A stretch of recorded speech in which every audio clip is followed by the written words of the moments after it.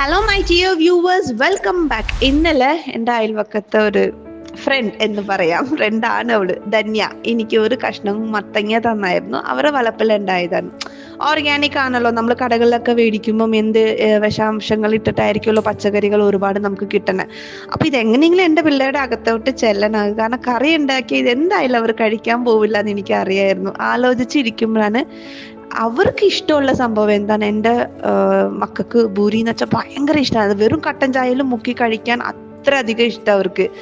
ഇതുകൊണ്ട് ഒരു ഭൂരി ഉണ്ടാക്കിയാലോ എന്ന് ആലോചിച്ചപ്പോൾ അടിപൊളി ഐഡിയ എന്ന് എനിക്ക് തോന്നി. സംഭവം പച്ചക്കറി നമ്മുടെ അകത്തോട്ട് പോവുകയും ചെയ്യും, അവർക്ക് ഒരു ഹാപ്പിനെസ് ഉണ്ടാവുമല്ലോ. അപ്പൊ ഇത് പച്ചക്കറി ഒട്ടും കഴിക്കാത്ത കുഞ്ഞു മക്കൾക്കും പിന്നെ വലിയ ആളുകാരും കഴിക്കില്ല, അവർക്കും കൂടി ഡെഡിക്കേറ്റഡ് ആണ് കേട്ടോ. മത്തങ്ങ തൊലി കളഞ്ഞ് കുരുവൊക്കെ എടുത്തിട്ട് നമുക്ക് കുക്കറിൽ വളരെ കുറവ് വെള്ളം ഒഴിച്ച് വിസിൽ കൊടുത്തെടുക്കാം. നിങ്ങൾക്ക് വിസിൽ അങ്ങനെ വേണ്ട എങ്കിൽ ആവിയിൽ നമുക്ക് പുഴുങ്ങിയെടുക്കാം. ഇതാണെങ്കിൽ പെട്ടെന്ന് ആവുമല്ലോ. എന്നിട്ട് ഇതിൻ്റെ വെള്ളം നമുക്ക് ആവശ്യമില്ല കേട്ടോ. മത്തങ്ങ മാത്രം അതിൽ നിന്ന് മാറ്റിയിട്ട് മിക്സി ജാറിലിട്ട് നല്ല മഷി പോലെ അരച്ചെടുക്കണം. ഓർമ്മയിൽ വെച്ചോളൂ, വെള്ളം ചേർക്കരുത്. കാരണം ആ ഒരു പേസ്റ്റിലാണ് നമ്മൾ ഇത് കുഴയ്ക്കാൻ പോണേ. ഗോതമ്പ് പൊടി, മൈദ ഒന്നും ചേർക്കേണ്ട ആവശ്യമില്ല.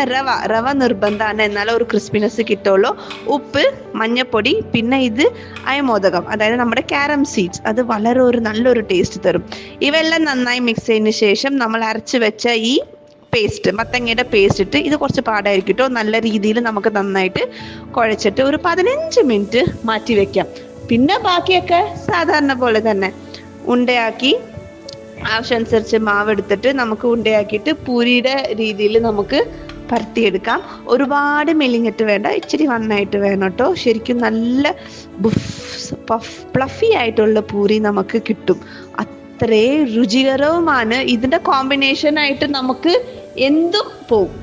ഞങ്ങളൊക്കെ തലേന്നത്തെ സാമ്പാറും ചമ്മന്തി കൂട്ടിയിട്ടൊക്കെ കഴിച്ച ചമ്മന്തി, നോൺ വെജ് കറികളായാലും. അപ്പോൾ പച്ചക്കറി കഴിക്കാത്ത പിള്ളേരല്ല, വലിയവരുണ്ടാവും. അപ്പോൾ അവർക്ക് വേണ്ടിയിട്ട് ഇത് ഉണ്ടാക്കി നോക്കണേ. ഒരുപാട് വീഡിയോസ് വരും. പിന്നെ ചാനൽ സബ്സ്ക്രൈബ് ചെയ്യാൻ മറക്കരുത്. Love you all, by.